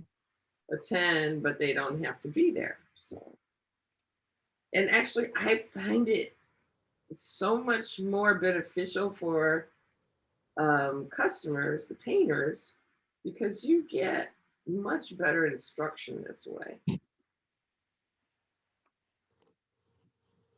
So that's why we're doing the hybrid component, because as people attend from other places while we're doing in-person events, we'll still have a screen so that people in person can see more in detail what we're doing.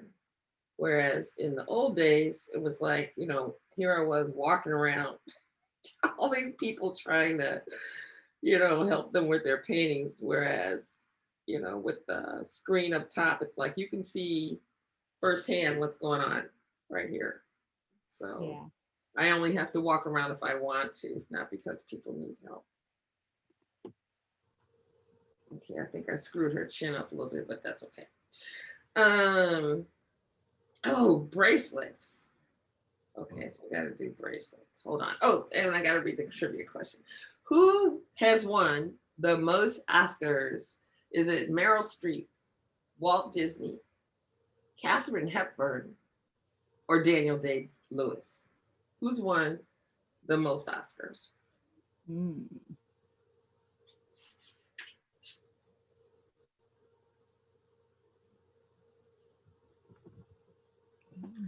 My question is, do you know who Katharine Hepburn is? I do.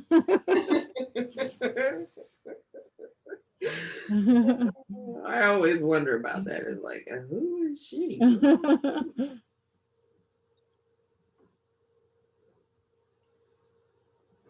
No guesses, you guys? Come on now. I know it's hard between I want to choose between Meryl Streep and Walt Disney. Hey, make a choice. She's gonna make a choice. Make a choice. I'm gonna go with Meryl Streep. I'm gonna go with Meryl. Okay. Anybody agree with her? Yeah, I'll go with Meryl too. I'm Okay. gonna go with Walt. Just make something up. Yeah, we'll just go with Walt. Who was that? Oh, that was Tamani. Tamani's been on a roll tonight. Let's see that answer. Yep. Walt. It's Walt with 23. 23. Yeah.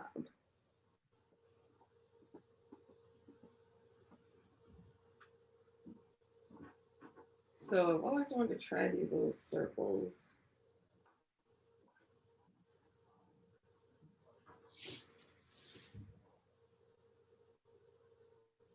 Little African bubbles or something.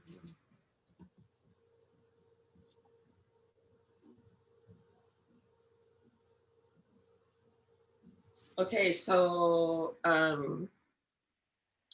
the process is this. So I'm going to use this one because I want to leave this one like this. I really like that.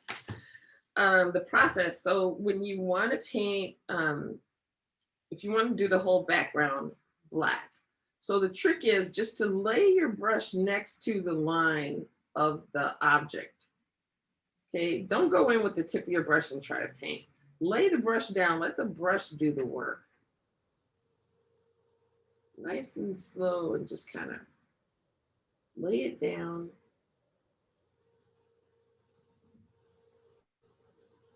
And let the brush do the work.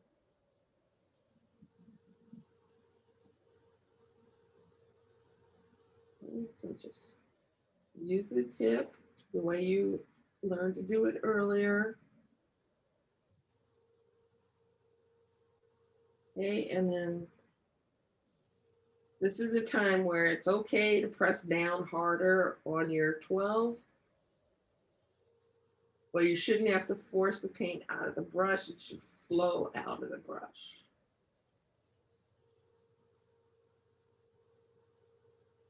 Okay, so if you're painting your background, whether it be black or blue or red, just make sure that you're using your brush as a tool to help you and also help you fine tune anything you've already done. So if you went out of the lines while you were painting, then use that brush to correct that problem.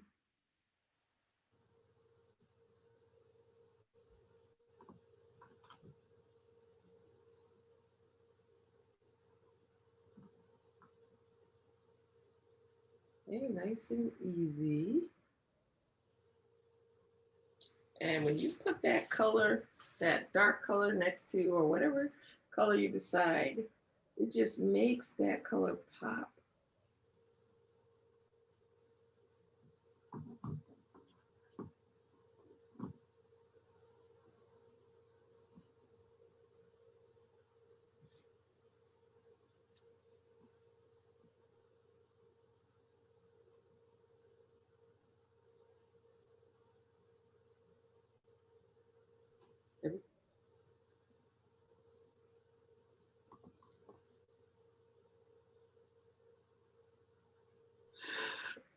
Okay. All right. So of course, for the edges of the canvas, you can go ahead and use your 14 because that's going to cover more area quicker. But for the smaller spaces, you should be using that 12. And just use the whole brush. So this is not where we skimp on it. We don't use just the tip now. Now we're using the whole brush. We're laying that brush on the side, letting that paint flow out of it.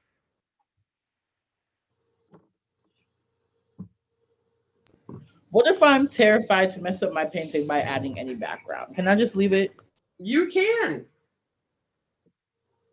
but you don't. Okay, thank you. Yeah, you don't have to be terrified though.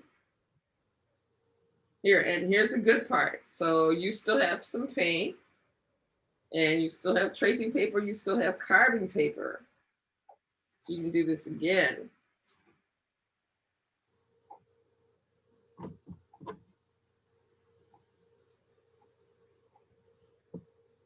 So yeah. I know, but sometimes even artists don't know when to quit. Sometimes, sometimes we need to quit and we don't. So it's not a bad thing to go, hey, you know what? I like my painting just the way it is. I'm just going to leave it like this. Okay. So that's perfectly okay. Okay, so which borough of New York City is the birthplace of hip hop? Is it Queens, the Bronx, Brooklyn, or Manhattan? I'm going with the Bronx. All right, we got a Bronx. Is she right? Are you from the Bronx? I'm not. I've got family from the Bronx. It's good enough. I'll go with the Bronx. I'll go with her answer. Yeah. All right. Final answer. Okay, the answer is the Bronx. Ding, ding, ding, ding, ding. Like, you guys had to have seen Brown Sugar with Tay Diggs and Sanaa. I'm like, they lay it out for you. The Bronx was where it was at. And if you haven't seen that movie, it's a great one, by the way. And what was it? Brown Sugar. Huh. With Sanaa, is it Latham and Tay Diggs? Okay.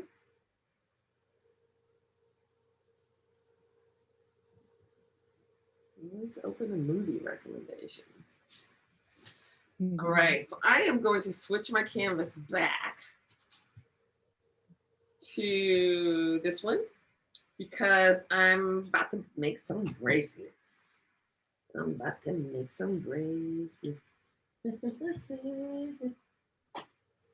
right, I brought my bright palette back, took away my skin color palette, and I'm still with my number 12 brush. So I hope by now you have mastered the use of the number 12 brush, right?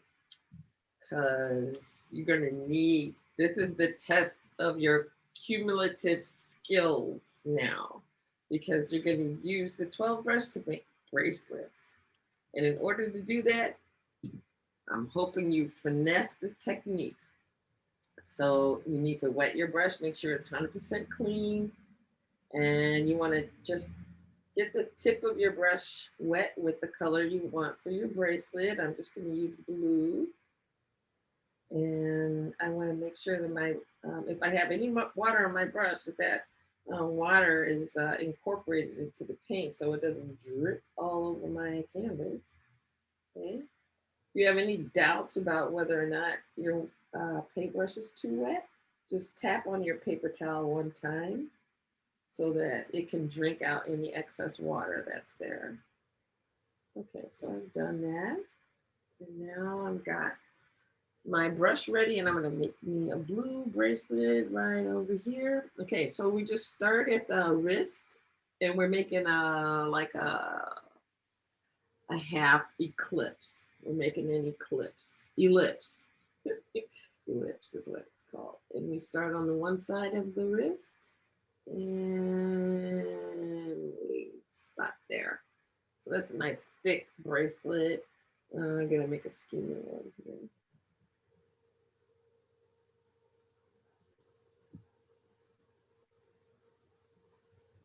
And then I think I'll make a red bracelet, or maybe I'll take a strawberry bracelet since I have some strawberry left over here.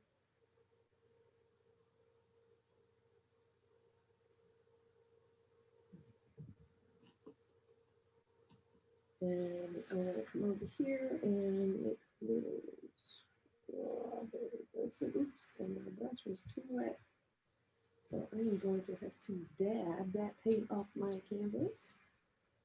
I'm going to touch it with a paper towel like that. And go in and pick up some of this raspberry. And I think I'm going to put the raspberry right here. Super light strokes, barely touching the canvas. Over here as well.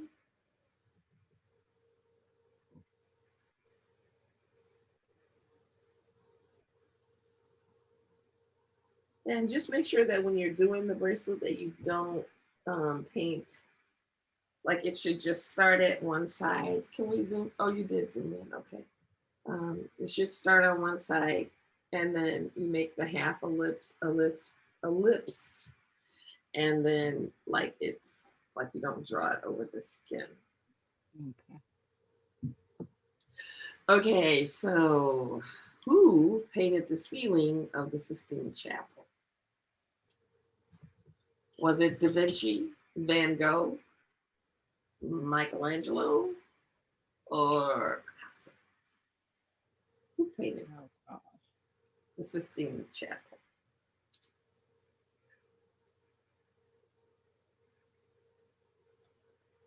Ooh, I should know this. This is so funny until you throw like all the names together and then all of a sudden you can't remember anything.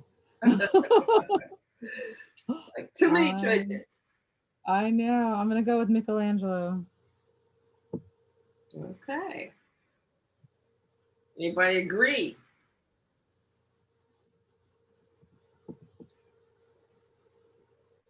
Anybody disagree? They're like, I'm just painting over here. Let me paint. Right? I'll guess Da Vinci. Da Vinci. That was Justine, I believe. Or was it Helena? Oh, It was Helena, and I see that wrong. Michelangelo. Yes. All right, so I'm going to check in with you guys again. See how you're doing. Oh, I forgot to tell you. So take your phones out and snap a picture of your work so far so that you can see what a fabulous job you've done. And you'll be so pleased that you're going to make this only the first time in a long time you haven't painted, because you're going to be doing it all the time. So make sure you preserve your brushes. You should have some paint left over. And yeah, when you take the pictures of your work, you'll be very pleasant. So they used to do this back in the day, you know. So for instance, Michelangelo would, we had mirrors back then, I guess. Yeah, we did. Or the reflection in the water. They would hold their painting or whatever they were working on so that they could see the reflection and it's like a different perspective, like a different pair of eyes. Because it's like, anytime you look at something in the mirror, you get a different point of view. So fortunately for us today, we just have our cameras right there, bam, new perspective. All right, so I am going to do something. I want you guys to hold up your little paintings. We gotta take a group photograph. We're getting to that point.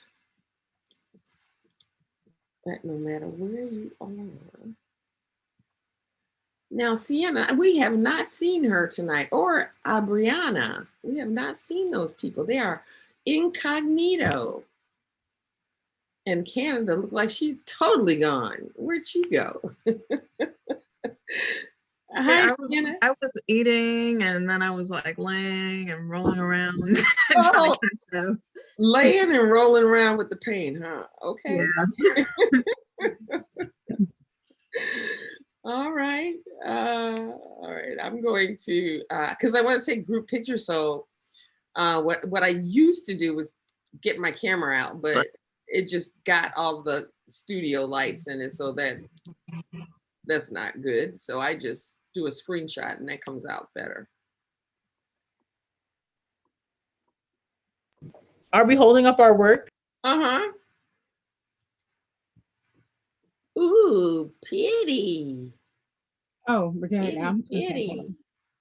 Okay. Sienna got, okay, I like what you did. She did a coffee brown, girls. Ooh, bright and bold colors, Brianna. Okay. And then Tamani did some pastels. And she did some solid colors. And Helena did, oh, you're doing a black background. Okay, that's cool. All right, and Bev, okay, she's doing solid colors too. I like that. That looks like a going out on Saturday night dress. Ooh, and what did Canada do? She did like a pattern on the dress. So that's very cool as well. Good job, you guys. And then Kay Smith, are you coming on? And you, Chena, are you coming on so we could do a group photograph? Come on out and play. Oh, okay.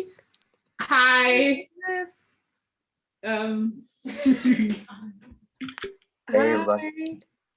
Wow, good job. Good job. Okay, I'm snapping. Okay, I'm gonna take some more.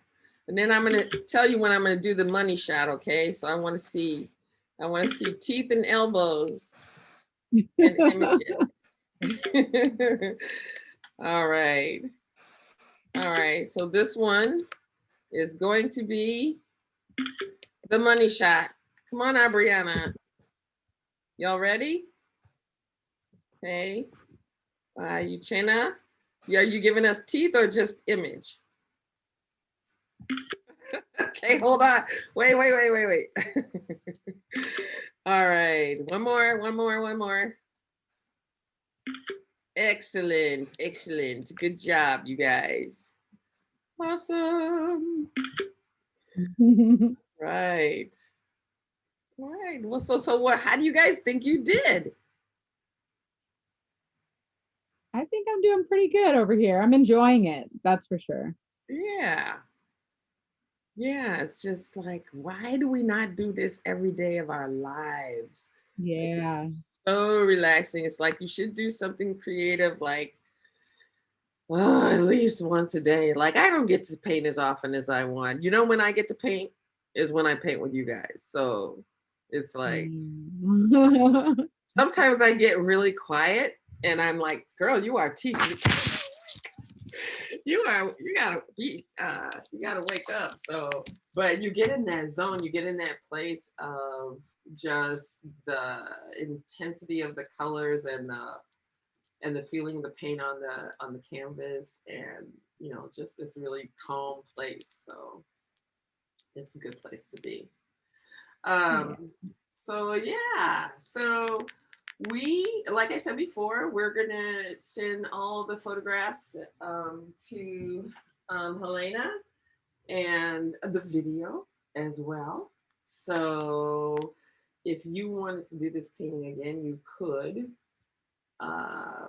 with the video. And what else do I want to tell you? Oh, we have our social media in the chat, so you guys please follow us, and show off your paintings. Hashtag us at Studio 928. And where did you say you're located again? We're in LaGrange, Illinois, which is about 15, 20 minutes outside of Chicago. Got it. Okay. Yeah. And then we're about, well, no, it's more like a half hour to Chicago. I always say 15 minutes, but it takes me 20 minutes.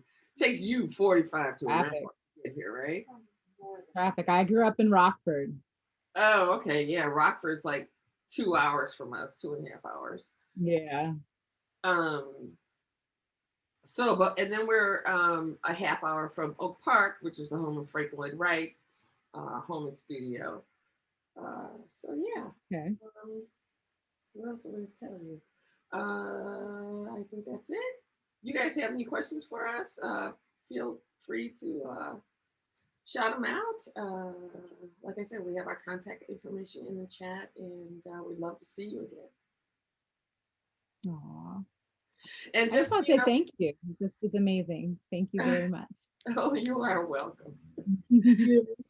Yeah, this was very much needed. So thank you. You are welcome. Yeah. Thank you. It was fun. Good, good. Well, I still have a lot more work to do. So just take it nice and slow. Take it nice and slow and just enjoy it. Enjoy it. And don't be scared. Justine, I think you should go ahead and do something to that background. Don't be scared, girl. We'll see. We'll see. What's that? I said we'll see. It looks good. It looks good. Sometimes you add extra and it's like, oh no, I should have left it. So we'll see. Well, see, you always have water.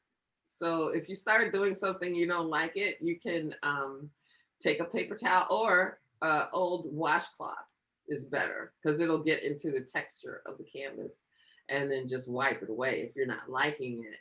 And then if it leaves like a little bit of a stain, you can just go ahead and place some of your white on top of that. So don't be scared. Try it out a little bit, okay? Sounds good. Thank you. Make more time for art. So, okay, guys. Well, we're going to sign off now. We're going to go. But we're so glad to have spent the time with you, and we're glad that you enjoyed yourselves. Really did. Thank you. Thank you Thank so you. much. Have a great night, everyone. Take Thank care, you. everyone. You're welcome. Have a great summer. Thank you. Thank you. Bye. Bye-bye.